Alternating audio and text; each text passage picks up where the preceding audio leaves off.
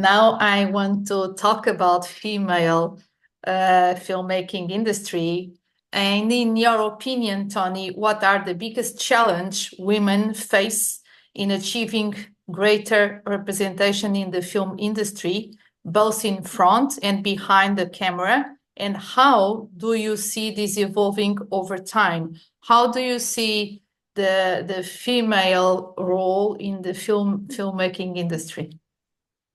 Yeah, look, that's a great question, and I think it comes at a really, I'm going to call it an interesting time when diversity, which from my opinion, from my perspective, um, is not essential. I think it's basic. It's a non-issue. I think is sort of the way that I think about it.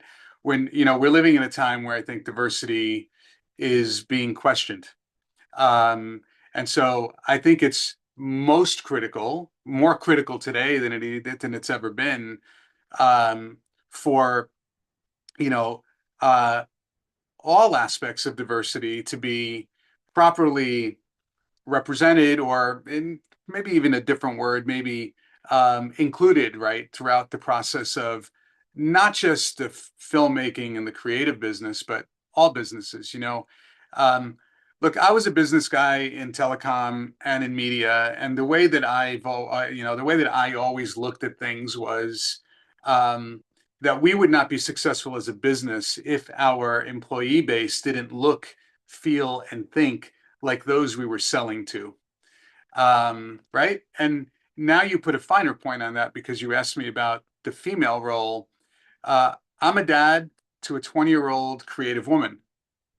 I'm a husband to a creative woman. And so for me, that actually becomes a bit more on mission. So you ask me how, and I think we're at a time when the how is not to relent, the how is not to give up, the how is to not allow the noise to overshadow the obvious.